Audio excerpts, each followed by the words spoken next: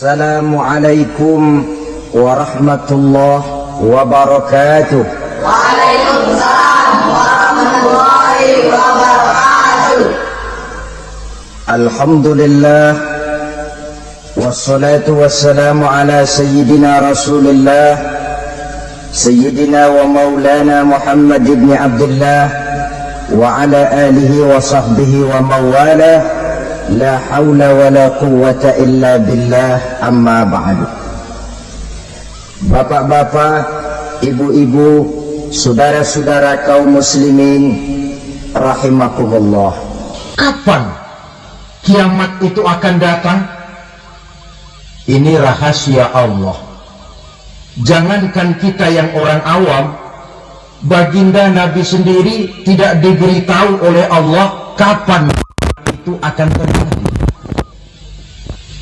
Tetapi sungguh pun demikian, banyak hadis-hadis yang menjelaskan ciri atau tanda-tanda datangnya kiamat. Nah, kalau sudah bicara soal tanda kiamat itu ada dua.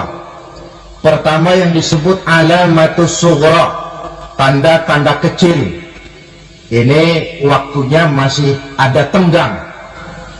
Ada yang dinamakan alamatul kubra, tanda-tanda besar, artinya kiamat sudah diambang pintu. Apa tanda-tanda kecil dari datangnya hari kiamat itu? Misalnya kata Nabi, apabila ilmu sudah diangkat oleh Allah, artinya apabila ulama sudah banyak wafat, minat orang belajar agama berkurang, lalu kebodohan nampak merajalela di mana-mana, zina dikerjakan secara terbuka, minuman-minuman keras jadi kebanggaan, itu termasuk di antara tanda-tanda kecil terjadinya hari kiamat. Apalagi misalnya iza waladatil ammatu rabbataha, apabila budak sudah melahirkan tuan. Apa maksudnya? Ada yang mentafsirkan apabila anak sudah bisa membudaki orang tuanya. Orang tua yang melahirkan dia, yang membesarkan dia, demi setelah si anak besar jadi orang berpangkat, bertitel, berharta, berkedudukan, jadilah orang tua itu budaknya. Sehingga sering dibilang, kalau orang tua kaya, anak jadi raja. Tapi kalau anak yang kaya, orang tua sering jadi budak. Apalagi munculnya fitnah yang bergelombang, timbul perang antara dua bangsa yang besar, waktu berjalan terasa sangat pendek sekali. Itu merupakan tanda di antara tanda-tanda kiamat. Termasuk di dalamnya sulit membedakan mana laki, mana perempuan. Dan kalau tanda-tanda kayak begini sekarang sudah banyak kita lihat kan? Ulama banyak wafat, penggantinya sulit. Zina dikerjakan berterang-terangan, minuman keras jadi kebanggaan, banyak anak membudaki orang tuanya, sulit membedakan mana laki mana perempuan. Kadang-kadang dari belakang kita lihat perempuan benar, begitu kita colek nengok jenggotan.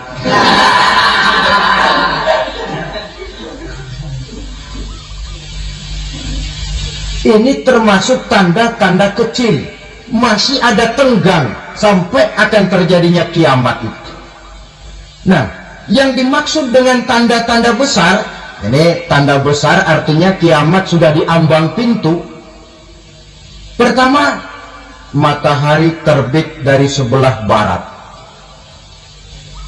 Apabila matahari sudah terbit dari arah sebelah barat, tertutuplah sudah pintu taubat. Bersabda Nabi kita, la taqumus sa'atu hatta tatlu'a asy-syamsu min maghribiha. Tidak akan datang hari kiamat sampai matahari terbit dari arah sebelah barat. Fa iza tala'at, manakala matahari telah terbit dari arah sebelah barat, wa ra'ahan nasu, manusia banyak menyaksikan itu, amanu ajma'un, mereka pun lalu beriman. yang tadinya kafir, yang tadinya ingkar, yang tadinya membangkang, setelah melihat matahari terbit dari sebelah barat, buru-buru beriman, berlomba-lomba mengucap 2 kalimat syahadat.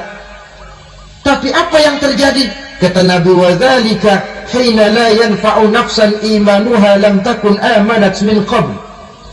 Hari itu adalah hari yang iman sudah tidak berguna lagi bagi seseorang apabila sebelumnya memang dia tidak pernah beriman. Au kasabat fi imaniha khaira, atau beriman tetapi tidak pernah melakukan kebajikan di dalam keimanannya itu. Hari yang sudah kasib, hari yang sudah terlambat, beriman tidak akan ada gunanya lagi. Ini pelajaran buat kita. Sebelum sang surya terbit dari sebelah barat, sebelum nafas sampai di tenggorokan, artinya pintu taubat masih terbuka. Kalau 2 hal itu sudah terwujud, nafas sudah sampai di kerongkongan, atau matahari sudah terbit dari arah sebelah barat, tertutuplah sudah pintu taubat. Tak ada lagi gunanya pangkat, jabatan, harta, bahkan beriman pun dalam suasana macam itu too late, kata orang Kulon. Sudah terlambat. Matahari terbit dari arah sebelah barat, itu tanda besar, artinya kiamat sudah diambang pintu. Lalu apalagi tanda besar?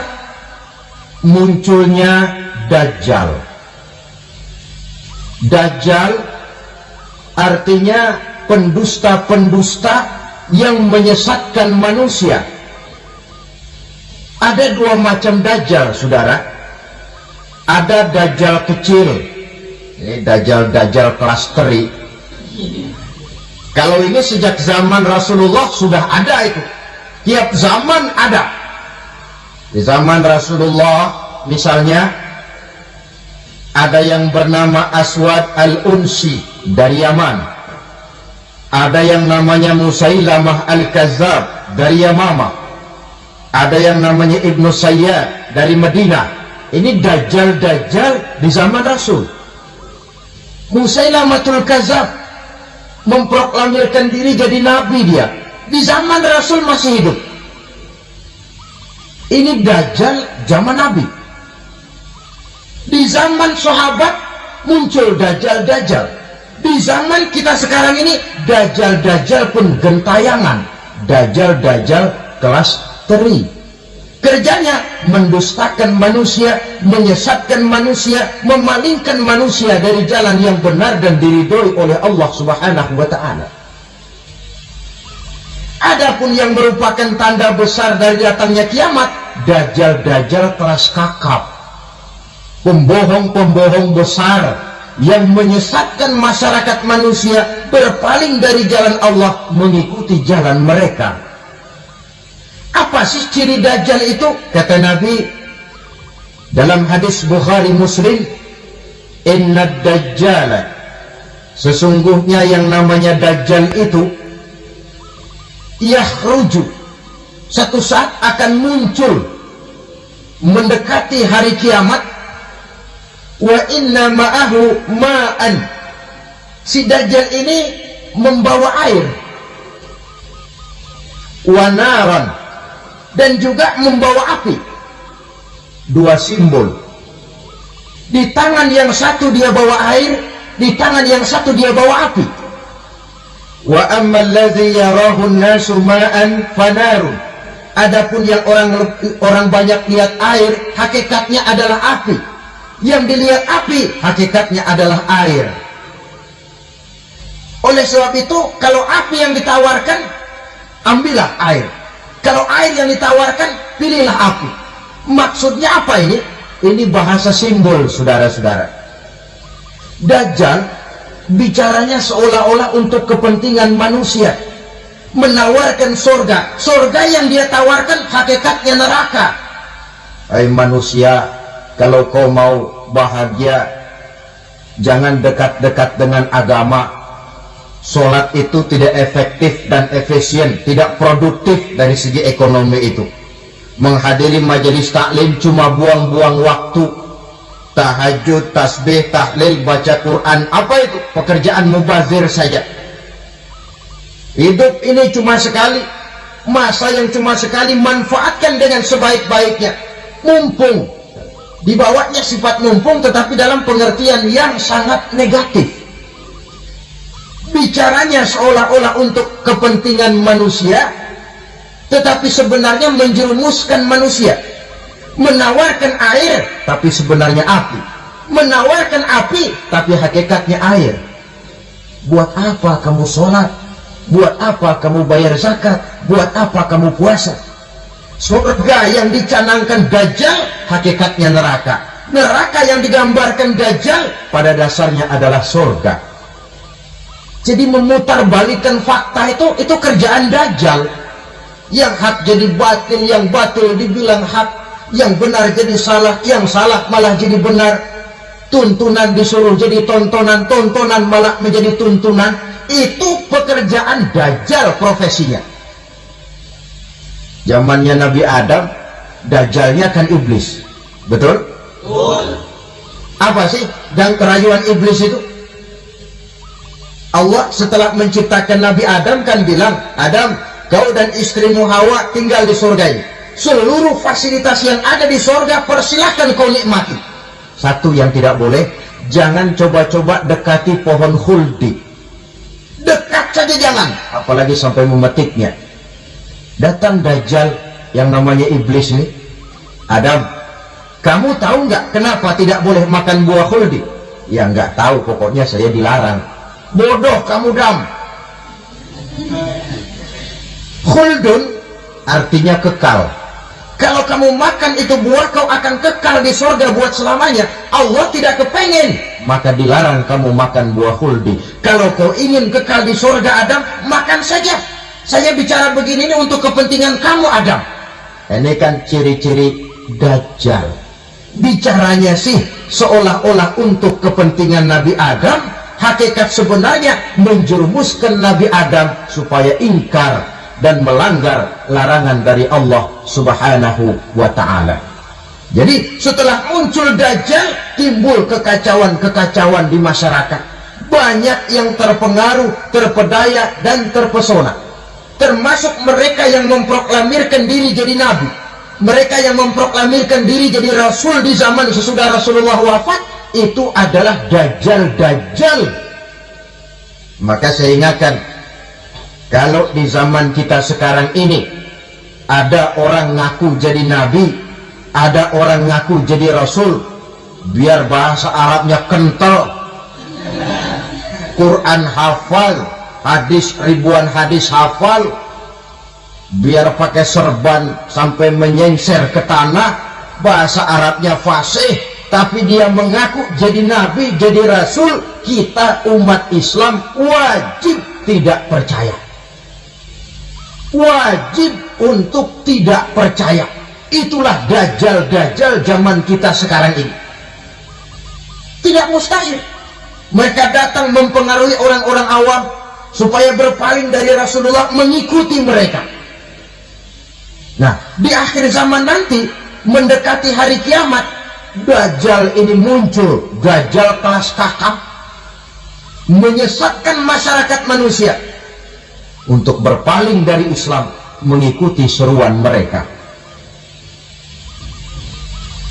Apalagi di antara datangnya kiamat itu, tanda yang besar itu, turunnya Nabiullah Isa Al-Masih, putra Maryam. Menurut berbagai hadis yang sahih, Nabi Isa Al-Masih nanti akan turun lagi, tidak membawa risalah yang baru, tapi meluruskan risalah Islam ini yang telah banyak ditinggalkan oleh masyarakat. Bahkan ada hadis menjelaskan beliau akan membunuh Nabi, mematahkan kayu-kayu salib, lalu melaksanakan haji dan umrah mengikuti syariat Nabi Muhammad, bukan membawa agama baru. Menjadi semacam mujaddid, reformer, menyelamatkan manusia dari bisikan Dajjal. Bahkan ada riwayat yang menjelaskan bahwa Nabi Isa berhasil mengalahkan Dajjal, mengembalikan masyarakat manusia kembali kepada ajaran Islam yang datang dari Allah, dibawa oleh Rasulullah Sallallahu Alaihi Wasallam. Dengan kata lain, turunnya Nabi Isa bukan sebagai Nabi dan Rasul baru, tetapi mengikuti syariat Nabi kita Muhammad sallallahu alaihi wasallam. Saudara hadirin, ibu-ibu hadirat yang saya hormati, kemudian apalagi di antara tanda-tanda besar akan datangnya kiamat itu? Keluarnya asap atau awan. Kata Nabi, inna min asyrati sa'ah dukhanan yamla'u ma bainal masyriqi wal maghrib. Di antara tanda-tanda kiamat munculnya awan atau asap yang memenuhi antara langit dan bumi. Ini pun diperkuat dalam surah Ad-Dukhan ayat 10. Fartaqib yawma ta'ti as-sama' bidukhanin mubin wa yughshan nas hadza azabun alim. Bagi orang-orang yang beriman, mereka biasa-biasa saja. Tapi bagi orang kufur, datangnya asap dan awan ini merupakan azab yang kelewat pedih. Barangkali sedikit mendekati gambaran tentang azab yang pedih ini, saya ingatkan alam pikiran kita kepada peristiwa yang belum lama terjadi. Pernah dengar berita bocornya reaktor nuklir di Chernobyl, Uni Soviet? Pernah dengar? Bocornya reaktor nuklir di Chernobyl yang mengakibatkan ratusan bahkan sangat mungkin ribuan nyawa. Cuma satu reaktor. Bagaimana kalau seluruh cadangan nuklir yang dimiliki oleh para negara adik kuasa ini diledakkan? Bahkan yang konon menurut catatan, cadangan nuklir yang dimiliki bersama oleh Amerika dan Rusia sekarang ini sudah sanggup memusnahkan 6 miliar manusia. 1,5 kali lebih banyak dari jumlah manusia yang nongkrong di permukaan bumi ini. Saudara-saudara hadirin yang saya hormati, lalu saat mendekati hari kiamat, apalagi tandanya? Setelah Nabi Isa wafat, pada saat turunnya yang kedua kali, lalu Allah meniupkan angin sejuk. Semua orang-orang beriman, orang-orang baik wafat, sehingga penghuni bumi ini cuma tinggal lagi terdiri dari orang-orang kafir. Tidak ada lagi di bumi ini yang bisa mengucapkan Allah. Sehingga dalam hadis qudsi itu ada keterangan, innallaha azza wa jalla yaqulu li Israfil. Allah pernah pesan kepada malaikat Israfil, kata Allah, Israfil, iza sami'ta qailan yakun Allah Allah fa akhirin nafah 40 sanatan ikraman liqailiha. Hai Israfil, apabila kau dengar di permukaan bumi masih banyak orang yang mengucapkan Allah Allah, maka tunda sangkakala kiamat itu 40 tahun. Untuk apa? Ikraman liqailiha, menghormati orang yang mengucapkan Allah Allah itu. Wah, jadi karena sekarang masih banyak yang mengucapkan Allah, besar hatilah kita, masih jauh kiamat itu. Tapi jangan lupa, kiamat pribadi, kiamat kecil itu yang nggak kita sangka-sangka. Ajal datang mencabut nyawa, itu kiamat pribadi, dan itu yang pasti kita hadapi, dan itu yang membuat kita tidak boleh bersikap main-main di dalam kehidupan sekarang ini. Saudara hadirin yang saya hormati, tidak ada lagi orang-orang muslim. Seluruh penduduk dunia ini kafir. Lalu terciptalah struktur sosial yang berlandaskan prinsip hidup semau gue. Bakal terjadilah prinsip di mana yang kaya menyantap yang miskin, yang kuat menindas yang lemah. Hidup sudah bagaikan di rimba belantara, berlaku hukum rimba. Siapa yang kuat dia yang menang, siapa yang lemah menjadi mangsa. Timbul kekacauan, maksiat merajalela, munkarat menjadi-jadi, sehingga isi bumi ini penuh dengan segala macam perbuatan dosa. Tidak ada perlunya lagi alam diperpanjang temponya. Datang saat yang sudah dijanjikan oleh Allah Azza wa Jalla, maka terjadilah yang disebut kiamat kubra. kiamat besar, kiamat ancur-ancuran. Bagaimana kejadian ini dimulai? Dalam surah Az-Zumar ayat 68, Allah Subhanahu wa taala berfirman, "Wa nufikha fis-suri fasa'iqa man fis samawati wa man fil ardi illa man syaa Allah." Maka manakala ditiuplah sangkakala, terkejutlah seluruh yang ada di langit dan seluruh yang ada di bumi. Bila saat kiamat datang, Allah perintah malaikat Israfil, "Israfil, tiup sangkakalamu." Ditiuplah sangkakala oleh malaikat Israfil. Yang akibat daripada tiupan itu, seluruh yang ada di langit, seluruh yang ada di permukaan bumi terkejut. Yang ada di langit siapa? Malaikat kan. Bayangin aja kalau malaikat kaget, apalagi kita. Terkejut seluruh makhluk yang ada di bumi, yang ada di langit mendengar suara sangkakala itu. Bunyinya tidak sanggup kita bayangkan dahsyatnya. Ledakan nuklir, ledakan neutron, belum apa-apa ketimbang bunyi sangkakala malaikat Israfil ini. Nah, lalu mendengar bunyi sangkakala ini, gemparlah makhluk, kacaulah alam.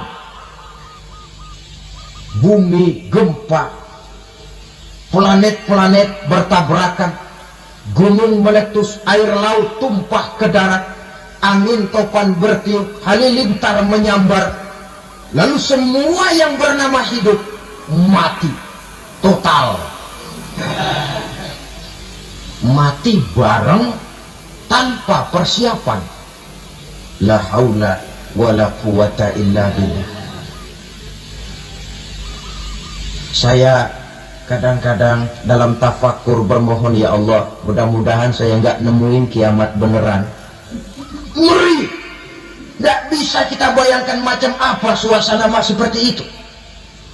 Allah saja banyak memberikan gambaran, misalnya Al-Qari'ah, wa mal qari'ah, wa ma adraka mal qari'ah. Kejadian yang menggemparkan. Tahukah kamu apa kejadian yang menggemparkan itu? Yauma yakunun nasu kal farasil mabsus wa takunul jibalu kal ihnil manfus. Pada saat itu manusia berterbangan bagai kupu-kupu, gunung berterbangan seperti kapas ditiup angin. Gunung saja macam kapas, konon lagi manusia. Kematian total, mulai semut sampai gajah mati, jin mati, iblis mati, malaikat mati. Malaikat saja mati. Saudara hadirin yang saya hormati, kematian total yang tanpa persiapan. Orang bilang, "Pak, kalau mati bareng begitu yang repot malaikat maut dong ya, cabut sana, cabut sini." Itu kalau menurut logika kita, mestinya begitu menurut logika. Tapi logika juga yang bilang nggak perlu serepot itu. Sebab untuk mematikan listrik di wilayah DKI, di wilayah Jakarta, nggak perlu tiap rumah didatengin, matiin, ya lama. Cukup dari kantor pusatnya saja PLN, tekan satu tombol, gelaplah seluruh Jakarta. Saudara hadirin yang saya hormati, kematian total. Lalu setelah kematian total, planet-planet juga mati, dalam arti tidak bergerak dan beredar. Angin mati, dalam arti tidak bertiup. Air mati, dalam arti tidak ada riak gelombang. Pokoknya semua mati. Kullu nafsin za'iqatul maut, semua yang bernafas mati. Dalam ayat lain, kullu man 'alaiha fan, semua yang ada di permukaan bumi fana. Yang kekal cuma Allah Subhanahu wa ta'ala. Yang paling belakang mati malaikat maut dan malaikat Israfil. Tapi mati juga sesuai dengan janji Allah. Menurut hadis Bukhari Muslim dari Abi Hurairah, masa tenggang waktu antara kematian total pada tiupan sangkakala pertama dengan proses kebangkitan pada tiupan sangkakala kedua 40 lamanya. Tidak dijelaskan oleh Abi Hurairah 40 jam, apa 40 hari, apa 40 tahun. Hadis-hadis cuma menyebutkan 40 saja. Sunyi alam yang tinggal cuma Allah saja lagi. Ketika itu Allah berseru-seru, katanya, limanil mulkul yauma, siapa para penguasa hari ini? Mana itu raja-raja dan penguasa yang dulu mengaku jadi Tuhan? Fir'aun, mana Fir'aun sekarang? Yang dulu jadi raja, merasa berhasil, sombong, lalu tidak mau turun-turun dari kekuasaannya, sampai kepada puncak kekurang ajarannya mengangkat diri jadi Tuhan. Mana itu Fir'aun?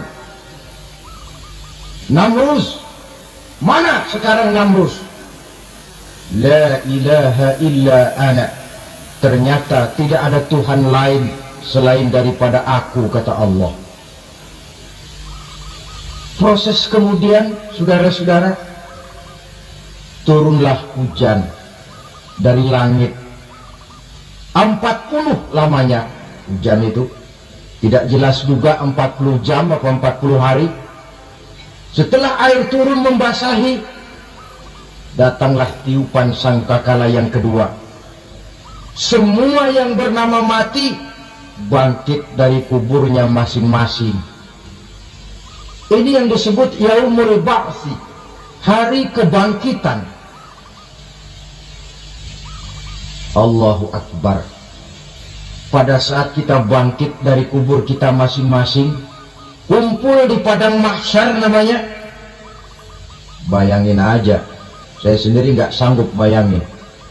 Manusia sejak zaman Adam sampai zaman kiamat kumpul bareng di tempat sama.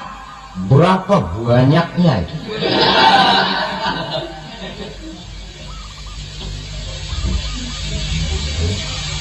Dan yang luar biasa menurut satu riwayat, pada saat bangkit itu, Masya Allah, roman muka kita berubah, disesuaikan dengan amalan kita waktu di dunia ini. Barang siapa yang waktu di dunia amalannya itu amalan tikus, di akhirat nanti dia bangkit dari kubur, mukanya seperti muka tikus. Gagah betul badannya, tapi mukanya seperti tikus. Kenapa? Amalannya waktu di dunia seperti amalan tikus. Apa amalan tikus itu? Suka ngegeragoti barang yang sudah disimpan rapi-rapi. Orang sudah simpan uang rapi-rapi, simpan perhiasan rapi-rapi, digeragoti oleh tikus. Maling-maling, pencoleng-pencoleng, koruptor-koruptor, itu nanti di akhirat nanti kita lihat mukanya seperti muka tikus. Oh, ini waktu di dunia suka nyolong, hanya seperti muka tikus. Barang siapa yang waktu di dunia ini amalannya itu amalan macan, dia akan bangkit nanti mukanya seperti muka macan. Apa amalan macan? Macan itu amalannya menang-menangan. Orang yang mau menang saja, nggak mau mengalah. Coba lihat di hutan. Kenal hutan nggak? Nah, di hutan, raja hutan di mana-mana pasti macan. Betul kan? Betul. Padahal hutan belum pernah bikin pemilihan umum.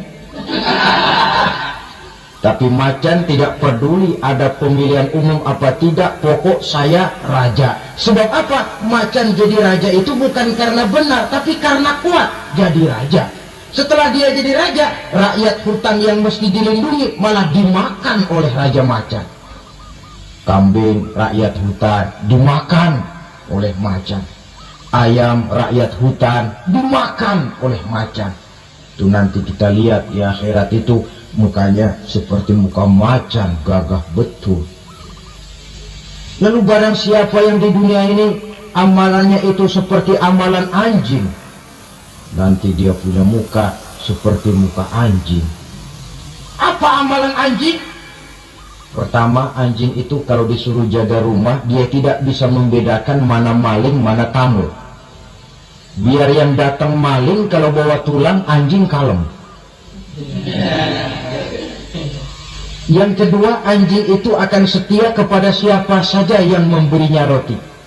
Siapa yang memberinya roti, itulah majikannya. Apa kata majikannya, pasti dia laksanakan. Soal benar atau salah, dia tidak peduli. Setelah anjing dapat roti, dia tidak punya pilihan lain kecuali bilang, abdi mah kumaha juragan wae aya nama.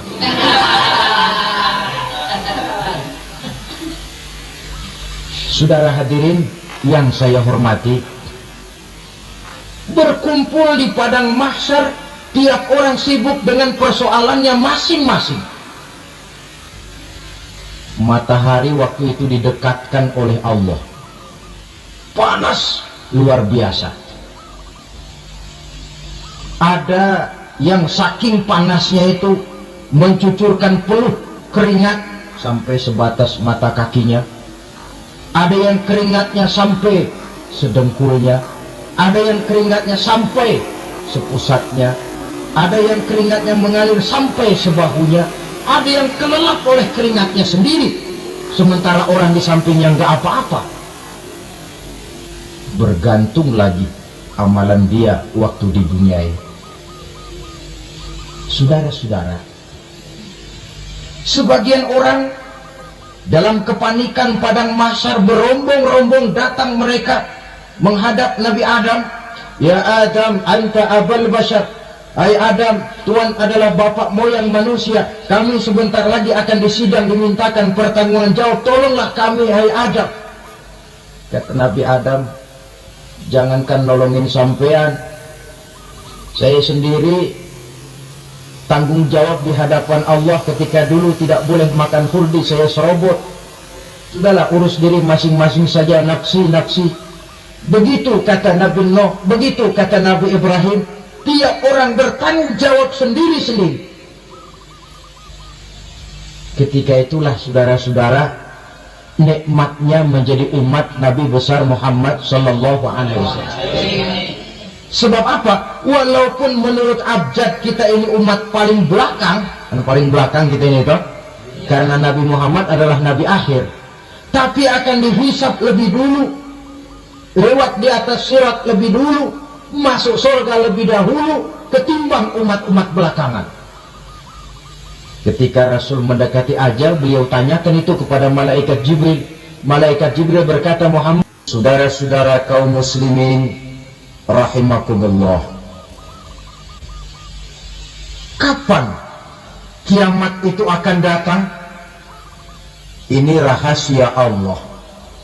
Jangankan kita yang orang awam, baginda Nabi sendiri tidak diberitahu oleh Allah kapan itu akan terjadi. Tetapi sungguh pun demikian, banyak hadis-hadis yang menjelaskan ciri atau tanda-tanda datangnya kiamat. Nah, kalau sudah bicara soal tanda kiamat itu ada dua. Pertama yang disebut alamatus sughra, tanda-tanda kecil. Ini waktunya masih ada tenggang. Ada yang dinamakan alamatul kubra, tanda-tanda besar, artinya kiamat sudah diambang pintu. Apa tanda-tanda kecil dari datangnya hari kiamat itu?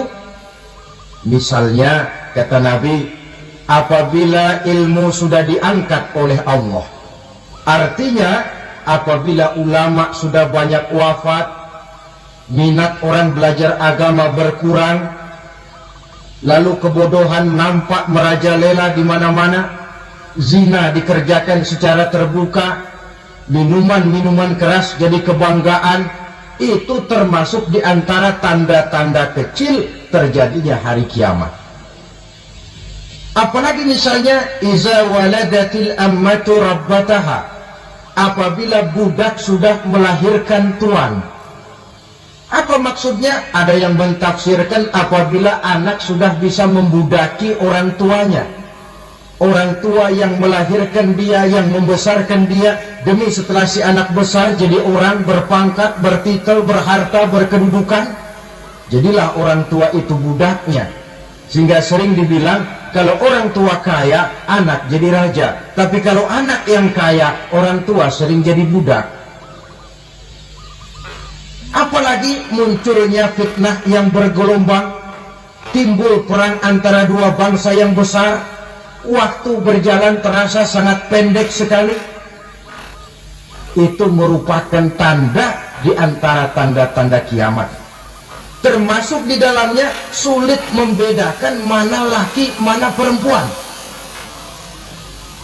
Dan kalau tanda-tanda kayak begini sekarang sudah banyak kita lihat kan. Ulama banyak wafat, penggantinya sulit. Zina dikerjakan berterang-terangan, minuman keras jadi kebanggaan, banyak anak membudaki orang tuanya, sulit membedakan mana laki mana perempuan. Kadang-kadang dari belakang kita lihat perempuan benar, begitu kita colek nengok jenggotan.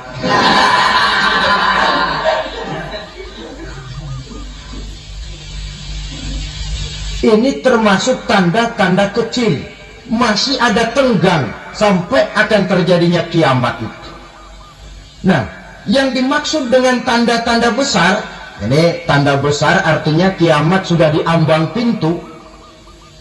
Pertama, matahari terbit dari sebelah barat. Apabila matahari sudah terbit dari arah sebelah barat, tertutuplah sudah pintu taubat. Bersabda Nabi kita, la taqumus sa'atu hatta tatlu'a syamsu min maghribiha. Tidak akan datang hari kiamat sampai matahari terbit dari arah sebelah barat. Fa iza tala'at, manakala matahari telah terbit dari arah sebelah barat, wa ra'ahan nasu, manusia banyak menyaksikan itu, amanu ajma'un, mereka pun lalu beriman. Yang tadinya kafir, yang tadinya ingkar, yang tadinya membangkang, setelah melihat matahari terbit dari sebelah barat, buru-buru beriman, berlomba-lomba mengucap dua kalimat syahadat. Tapi apa yang terjadi? Kata Nabi, wadzalika hina la yanfa'u nafsan imanuha lam takun amanat min qabl. Hari itu adalah hari yang iman sudah tidak berguna lagi bagi seseorang apabila sebelumnya memang dia tidak pernah beriman. Au kasabat fi imaniha khaira, atau beriman tetapi tidak pernah melakukan kebajikan di dalam keimanannya itu. Hari yang sudah kasib, hari yang sudah terlambat, beriman tidak akan ada gunanya lagi. Ini pelajaran buat kita. Sebelum sang surya terbit dari sebelah barat, sebelum nafas sampai di tenggorokan, artinya pintu taubat masih terbuka. Kalau dua hal itu sudah terwujud, nafas sudah sampai di kerongkongan atau matahari sudah terbit dari arah sebelah barat, tertutuplah sudah pintu taubat. Tak ada lagi gunanya pangkat, jabatan, harta, bahkan beriman pun dalam suasana macam itu too late, kata orang Kulon. Sudah terlambat. Matahari terbit dari arah sebelah barat, itu tanda besar, artinya kiamat sudah diambang pintu. Lalu apalagi tanda besar? Munculnya Dajjal. Dajjal artinya pendusta-pendusta yang menyesatkan manusia. Ada dua macam Dajjal, saudara. Ada Dajjal kecil, ini Dajjal kelas teri. Kalau ini sejak zaman Rasulullah sudah ada itu. Tiap zaman ada. Di zaman Rasulullah misalnya Ada yang bernama Aswad al-Unsi dari Yaman. Ada yang namanya Musailamah al-Kazzab dari Yamama. Ada yang namanya Ibnu Sayyad dari Madinah. Ini dajjal-dajjal di zaman Rasul. Musailamatul Kazzab memproklamirkan diri jadi nabi dia. Di zaman Rasul masih hidup. Ini dajjal zaman Nabi. Di zaman sahabat muncul dajjal-dajjal. Di zaman kita sekarang ini dajjal-dajjal pun gentayangan. Dajjal-dajjal kelas teri. Kerjanya mendustakan manusia, menyesatkan manusia, memalingkan manusia dari jalan yang benar dan diridhoi oleh Allah Subhanahu wa ta'ala. Adapun yang merupakan tanda besar dari datangnya kiamat, dajjal-dajjal kelas kakap, pembohong-pembohong besar yang menyesatkan masyarakat manusia berpaling dari jalan Allah mengikuti jalan mereka. Apa sih ciri dajjal itu? Kata Nabi dalam hadis Bukhari Muslim, inna dajjal, sesungguhnya yang namanya dajjal itu yakhruju, satu saat akan muncul mendekati hari kiamat, wa inna ma'ahu ma'an, si dajjal ini membawa air, wa naran, dan juga membawa api. Dua simbol. Di tangan yang satu dia bawa air, di tangan yang satu dia bawa api. Wa ammal ladzi yarahu an-nasu ma'an fanarun. Adapun yang orang banyak lihat air, hakikatnya adalah api. Yang dilihat api, hakikatnya adalah air. Oleh sebab itu, kalau api yang ditawarkan, ambillah air. Kalau air yang ditawarkan, pilihlah api. Maksudnya apa ini? Ini bahasa simbol, saudara-saudara. Dajjal bicaranya seolah-olah untuk kepentingan manusia, menawarkan surga. Surga yang dia tawarkan hakikatnya neraka. Hai manusia, kalau kau mau bahagia, jangan dekat-dekat dengan agama. Sholat itu tidak efektif dan efisien, tidak produktif dari segi ekonomi itu. Menghadiri majelis taklim cuma buang-buang waktu. Tahajud, tasbih, tahlil, baca Quran, apa itu? Pekerjaan mubazir saja. Hidup ini cuma sekali, masa yang cuma sekali, manfaatkan dengan sebaik-baiknya. Mumpung, dibawanya sifat mumpung tetapi dalam pengertian yang sangat negatif. Bicaranya seolah-olah untuk kepentingan manusia, tetapi sebenarnya menjerumuskan manusia. Menawarkan air, tapi sebenarnya api. Menawarkan api, tapi hakikatnya air. Buat apa kamu sholat? Buat apa kamu bayar zakat? Buat apa kamu puasa? Surga yang dicanangkan dajjal, hakikatnya neraka. Neraka yang digambarkan dajjal, pada dasarnya adalah surga. Jadi memutarbalikkan fakta itu kerjaan dajjal. Yang hak jadi batil, yang batil dibilang hak, yang benar jadi salah, yang salah malah jadi benar. Tuntunan disuruh jadi tontonan, tontonan malah menjadi tuntunan. Itu pekerjaan dajjal profesinya. Zamannya Nabi Adam, dajjalnya kan iblis. Betul? Apa sih dan kerayuan iblis itu? Allah setelah menciptakan Nabi Adam kan bilang, Adam, kau dan istrimu Hawa tinggal di surga ini. Seluruh fasilitas yang ada di surga persilahkan kau nikmati. Satu yang tidak boleh, jangan coba-coba dekati pohon khuldi. Dekat saja jangan, apalagi sampai memetiknya. Datang dajjal yang namanya iblis ini.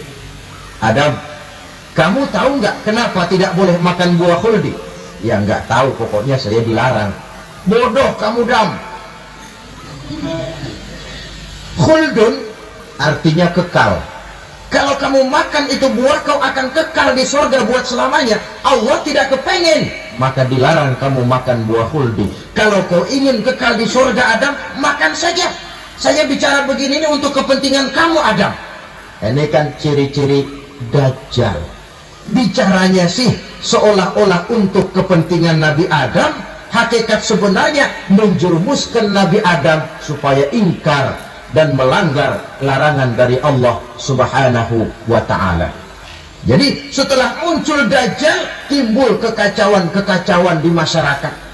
Banyak yang terpengaruh, terpedaya, dan terpesona. Termasuk mereka yang memproklamirkan diri jadi nabi, mereka yang memproklamirkan diri jadi rasul di zaman sesudah Rasulullah wafat. Itu adalah Dajjal.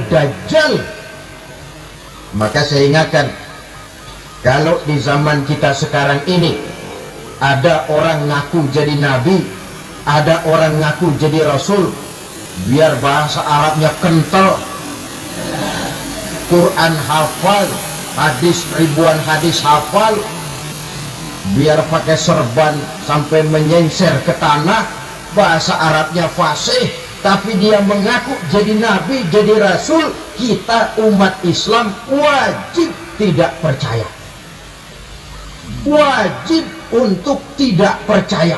Itulah Dajjal zaman kita sekarang ini. Tidak mustahil mereka datang mempengaruhi orang-orang awam supaya berpaling dari Rasulullah, mengikuti mereka.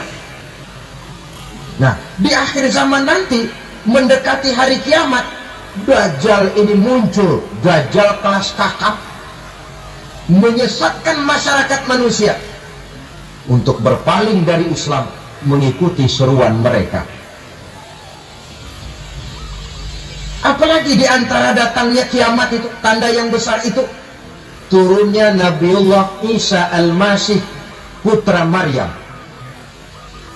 Menurut berbagai hadis yang sahih, Nabi Isa Al-Masih nanti akan turun lagi, tidak membawa risalah yang baru, tapi meluruskan risalah Islam ini yang telah banyak ditinggalkan oleh masyarakat.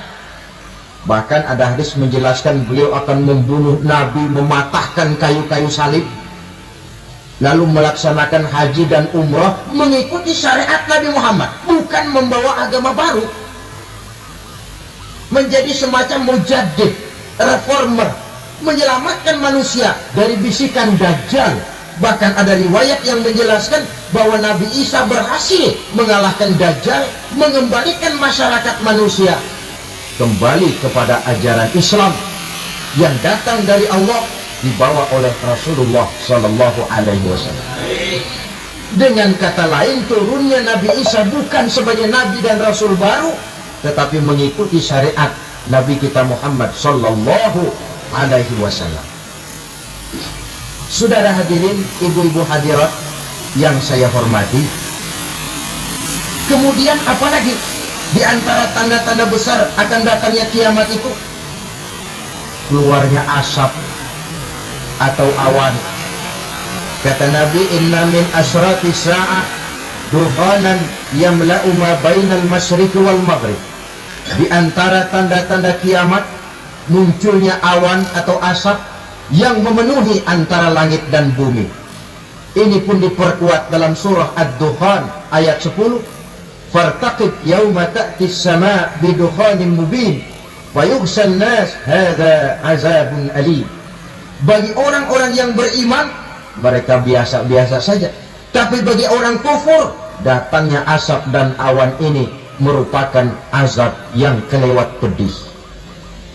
Barangkali sedikit mendekati gambaran tentang azab yang pedih ini, saya ingatkan alam pikiran kita kepada peristiwa yang belum lama terjadi. Pernah dengar berita bocornya reaktor nuklir di Chernobyl, Uni Soviet? Pernah dengar? Bocornya reaktor nuklir di Chernobyl yang mengakibatkan ratusan, bahkan sangat mungkin ribuan nyawa. Cuma satu reaktor. Bagaimana kalau seluruh cadangan nuklir yang dimiliki oleh para negara adik kuasa ini diledakkan? Bahkan yang konon menurut catatan, cadangan nuklir yang dimiliki bersama oleh Amerika dan Rusia sekarang ini sudah sanggup memusnahkan 6 miliar manusia, 1,5 kali lebih banyak dari jumlah manusia yang nongkrong di permukaan bumi ini. Saudara-saudara hadirin yang saya hormati, Lalu saat mendekati hari kiamat, apalagi tandanya? Setelah Nabi Isa wafat, pada saat turunnya yang kedua kali, lalu Allah meniupkan angin sejuk. Semua orang-orang beriman, orang-orang baik wafat, sehingga penghuni bumi ini cuma tinggal lagi terdiri dari orang-orang kafir. Tidak ada lagi di bumi ini yang bisa mengucapkan Allah. Hingga dalam hadis qudsi itu ada keterangan, Innallaha azza wa jalla yaqulu li Israfil. Allah pernah pesan kepada malaikat Israfil, kata Allah, Israfil, Iza sami'ta qailan yakun Allah Allah fa akhirin nafar 40 sanatan ikraman liqailiha. Hai Israfil, apabila kau dengar di permukaan bumi masih banyak orang yang mengucapkan Allah Allah, maka tunda sangkakala kiamat itu 40 tahun. Untuk apa? Ikraman liqailiha, menghormati orang yang mengucapkan Allah Allah itu. Wah, jadi karena sekarang masih banyak yang mengucapkan Allah, besar hatilah kita, masih jauh kiamat itu. Tapi jangan lupa, kiamat pribadi, kiamat kecil itu yang gak kita sangka-sangka. Ajal datang mencabut nyawa, itu kiamat pribadi, dan itu yang pasti kita hadapi, dan itu yang membuat kita tidak boleh bersikap main-main di dalam kehidupan sekarang ini. Saudara hadirin yang saya hormati, tidak ada lagi orang-orang muslim. Seluruh penduduk dunia ini kafir. Lalu terciptalah struktur sosial yang berlandaskan prinsip hidup semau gue. Bakal terjadilah prinsip di mana yang kaya menyantap yang miskin, yang kuat menindas yang lemah. Hidup sudah bagaikan di rimba belantara, berlaku hukum rimba. Siapa yang kuat dia yang menang, siapa yang lemah menjadi mangsa. Timbul kekacauan, maksiat merajalela, munkarat menjadi-jadi, sehingga isi bumi ini penuh dengan segala macam perbuatan dosa. Tidak ada perlunya lagi alam diperpanjang temponya. Datang saat yang sudah dijanjikan oleh Allah Azza wa Jalla, maka terjadilah yang disebut kiamat kubra, kiamat besar, kiamat ancur-ancuran. Bagaimana kejadian ini dimulai? Dalam surah Az-Zumar ayat 68, Allah subhanahu wa ta'ala berfirman, wa nufikha fis suri fasa'iqa man fis samawati wa man fil ardi illa man syaa Allah. Maka manakala ditiuplah sangkakala, terkejutlah seluruh yang ada di langit dan seluruh yang ada di bumi. Bila saat kiamat datang, Allah perintah malaikat Israfil, Israfil, tiup sangkakalamu. Ditiuplah sangkakala oleh malaikat Israfil. Yang akibat daripada tiupan itu, seluruh yang ada di langit, seluruh yang ada di permukaan bumi terkejut. Yang ada di langit siapa? Malaikat kan. Bayangin aja kalau malaikat kaget, apalagi kita. Terkejut seluruh makhluk yang ada di bumi, yang ada di langit mendengar suara sangkakala itu.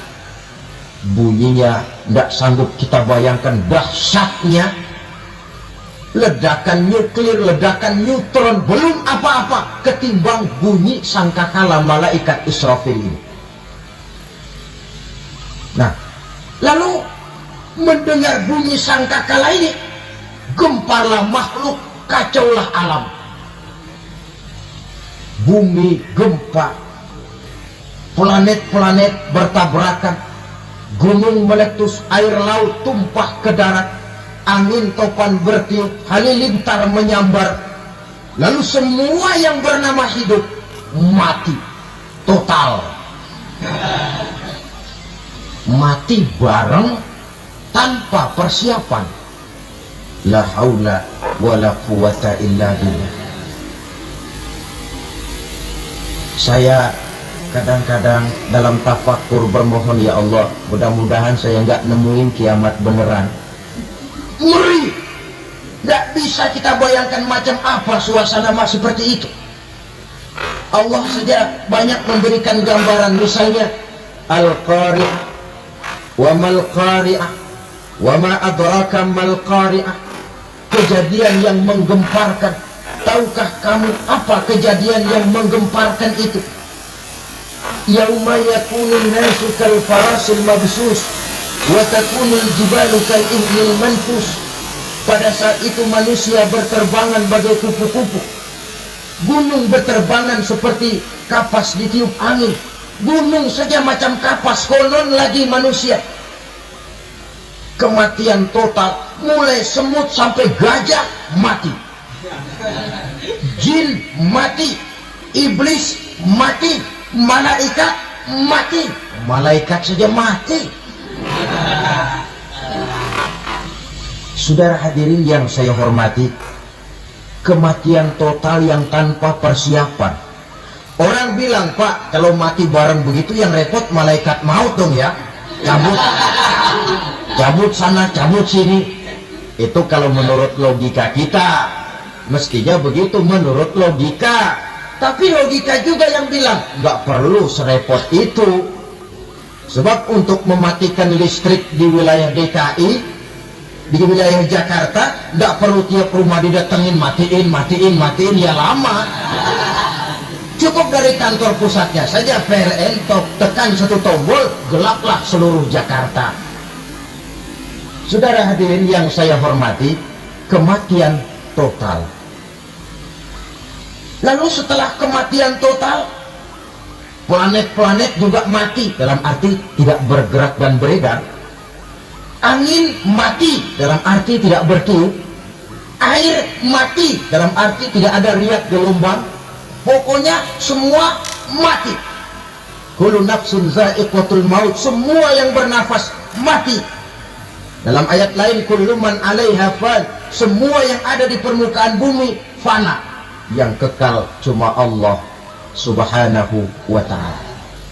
Yang paling belakang mati malaikat maut dan malaikat Israfil.